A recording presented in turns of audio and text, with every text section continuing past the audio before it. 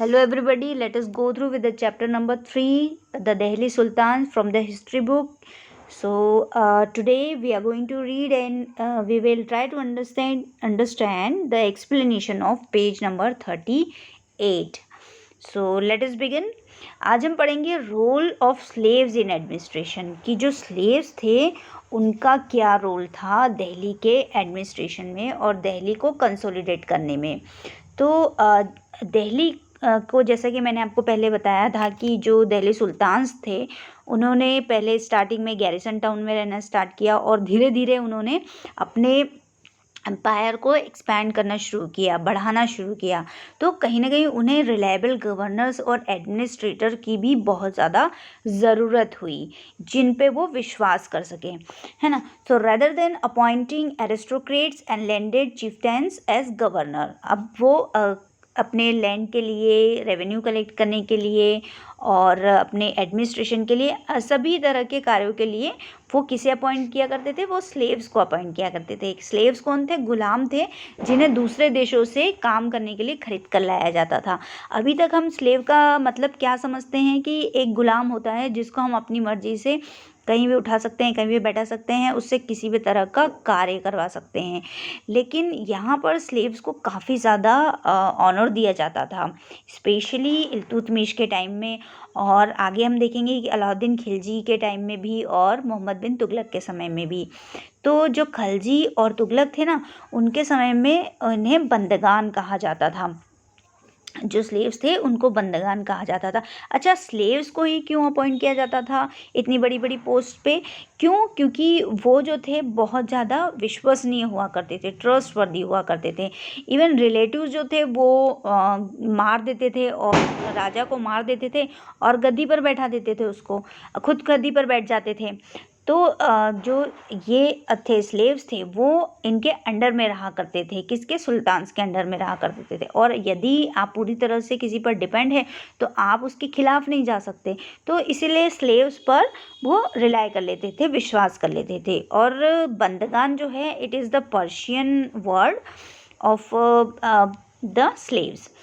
तो specially the slaves purchased for military services since they were totally depend upon their master and the sultan could trust and rely upon them। ये clear हो गया। अब हम देखते हैं कि रोल ऑफ स्लेव्स क्या था एडमिनिस्ट्रेशन में।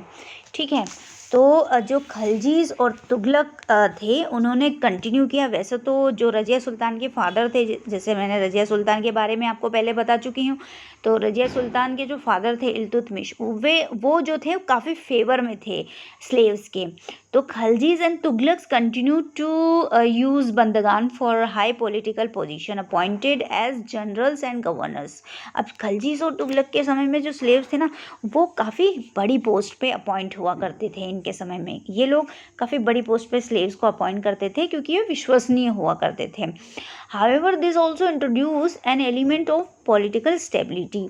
पॉलिटिकल स्टेबिलिटी भी होती थी कि कोई गुलाम बहुत कम ही हिम्मत कर सकता था राजा को मारने की और खुद गद्दी पर बैठने की। आगे हम देखेंगे कैसा हुआ भी है बहुत बार, लेकिन बहुत कम चांसेस हुआ करते थे। तो स्लेव्स एंड जो आपके जो स्लेव्स थे वो were loyal to their masters and patrons but not to their heirs, है ना। अब जो हायर्स हुआ करते थे उनके वो सपोर्ट में नहीं होते। कैसे? जैसे इल्तुतमिश के बाद जैसे रजिया सुल्तान बनी तो इल्तुतमिश के जो स्लेव्स थे वो डिफरेंट थे और रजिया सुल्तान के जो स्लेव्स थे वो डिफरेंट थे। तो ज़रूरी नहीं है कि इल्तुतमिश के जो स्लेव्स थे, जो गुलाम थे, वो जितने रिलायबल, जितने ट्रस्टवर्दी इल्तुतमिश के टाइम पे थे, इल्तुतमिश के मरने के बाद उनके गुलाम तो मरेंगे नहीं, तो गुलाम तो वहीं के वहीं थे। तो उन्होंने रजिया सुल्तान के वो खिलाफ हो गए। तो इस तरह से वो सभी के लिए जो रिलायबल नहीं थे, सिर्फ उनके सुल्तान के लिए हुआ करते थे। जो आने वाला सुल्तान था उसके अपने अलग अलग स्लेव्स हुआ करते थे। New Sultan had their own servants, है ना। जो नया सुल्तान होता था उसके अपने सर्वेंट्स होते थे। जैसा कि मैंने आपको बताया कि इल्तुतमिश के डिफरेंट स्लेव्स थे और रजिया सुल्तान के different. So on accession there was often conflicts observed between old and new nobilities. तो इस तरह से कॉन्फ्लिक्ट्स देखने के लिए मिलते हैं कि इल्तुतमिश के समय के जो स्लेव्स थे वो खिलाफ थे. जब रजिया एक वुमेन जो है वो एम्परर बनी तो काफ़ी ज़्यादा खिलाफ हो गए थे.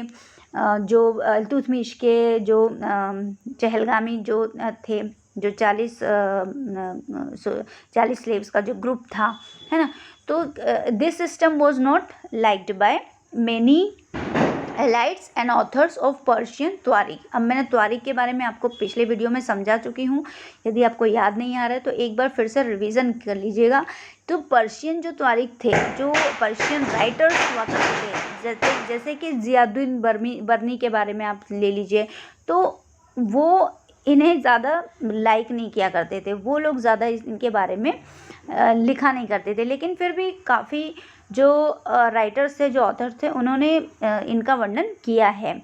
सो elites and the authors of Persian त्वारिक criticised the Delhi sultans. Delhi सुल्तान को वो क्रिटिसाइज किया करते हैं, लेकिन फिर भी काफ़ी हद तक वो तारीफ़ किया करते हैं. फॉर अपॉइंटिंग द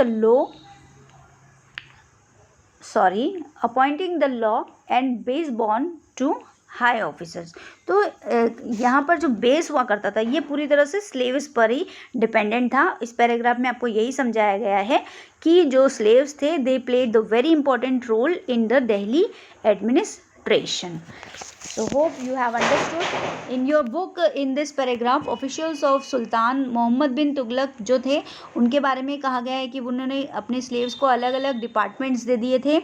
और ये जो कुछ नाम है उनके, जैसे लादा है और इस तरह के कुछ नेम है, फ़िरोज़ आज़म है, ये नाम आपको याद रखने की ज़रूरत नहीं है. बस आप इतना ध्यान रखिए कि ये मोहम्मद बिन तुगलक के समय में उन्होंने इस तरह से डिपार्टमेंट्स, किसी को कुक का डिपार्टमेंट दे दिया था, फिर फ़िरोज़ आज़म को बार्बर का डिपार्टमेंट दे दिया था, वो एक नाई था. और Aziz Kumar was a wine distil करता था. तो इस तरह से जो थे उन्होंने अपने अलग अलग स्लेव्स को अलग अलग डिपार्टमेंट्स में बांट दिया था. लेकिन मोहम्मद बिन तुगलक को इस बात के लिए क्रिटिसाइज़ किया गया था. बर्नी जो है वो क्रिटिसाइज़ करते हैं मोहम्मद बिन तुगलक को कि एज ए सुल्तान उन्होंने ये जो किया ये बहुत गलत किया. ठीक है. तो hope you have understood this chapter. Bye bye, take care.